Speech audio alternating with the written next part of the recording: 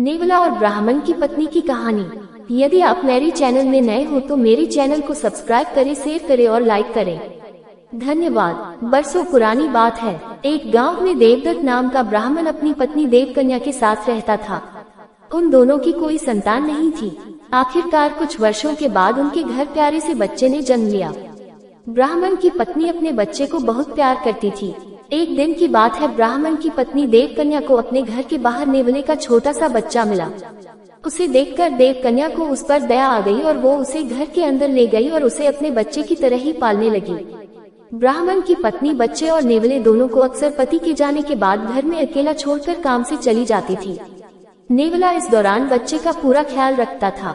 दोनों के बीच का अपार स्नेह देखकर देवकन्या बहुत खुश थी। एक दिन अचानक ब्राह्मण की पत्नी के मन में हुआ कि कहीं यह नेवला मेरे बच्चे को नुकसान न पहुंचा दे। आखिर जानवर ही तो है और जानवर की बुद्धि का कोई भरोसा नहीं कर सकता। समय बीतता गया और नेवला और ब्राह्मण के बच्चे के बीच का प्यार गहरा होता गया। एक दिन ब्राह्मण अपने काम से बाहर गया हुआ था। पति के जाते ही देवकन्या भी अपने बच्चे को घर में अकेला छोड़कर बाहर चली गई। इसी बीच उनके घर में एक सांप घुस आया। इधर ब्राह्मण देवदत्त का बच्चा आराम से सो रहा था, उधर सांप तेजी से उस बच्चे की ओर बढ़ने लगा। पास में ही नेवला भी था। जैसे ही नेवले ने सांप को देखा तो वो सतर्क हो गया। नेवला तेजी से सांप की ओर लपका और दोनों के बीच काफी देर तक लड़ाई हुई। आखिर में नेवले ने सांप को मारकर बच्चे की जान बचा ली। सांप को मारने के बाद नेवला आराम से घर के आंगन में बैठ गया। इसी बीच देवकन्या घर लौट आई। जैसे ही उसने नेवले के मुंह को देखा तो वह डर गई। नेवले का मुंह सांप के खून से लथपथ था, लेकिन इस बात से अनजान देवकन्या ने मन में कुछ और ही सोच लिया। वो गुस्से से कांपने लगी। उसे लगा कि नेवले ने उसके प्यारे बेटे की हत्या कर दी है। यही सोचते सोचते ब्राह्मण की पत्नी ने एक लाठी उठाई और उस नेवले को पीट पीट कर मार डाला। नेवले को जान से मारने के बाद ब्राह्मणी अपने बच्चे को देखने के लिए घर के अंदर तेजी से भागी। वहाँ बच्चा हंसते हुए खिलौनों के साथ खेल रहा था।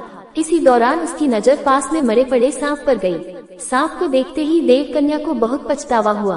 वो भी नेवले से बहुत प्यार करती थी, लेकिन गुस्से और अपने बच्चे के मुंह में उसने बिना कुछ सोचे समझे नेवले को मार दिया था।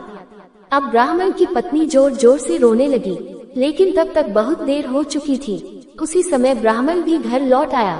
वो पत्नी की रोने की आवाज सुनकर दौड़ता हुआ घर के अंदर गया। उसने पूछा, देवकन्या तुम क्यों रो रही हो, ऐसा क्या हो गया? उसने अपने पति को सारी कहानी सुना दी। नेवले की मौत की बात सुनकर ब्राह्मण देवदत्त को बहुत दुख हुआ। दुखी मन से ब्राह्मण ने कहा, तुम्हें बच्चे को घर में अकेले छोड़कर जाने और अविश्वास का दंड मिला है। कहानी से सीख, बिना सोचे समझे गुस्से में आकर कोई काम नहीं करना चाहिए। साथ ही विश्वास की डोर को कभी शक की वजह से टूटने नहीं देना चाहिए। पूरी कहानी सुनने के लिए धन्यवाद।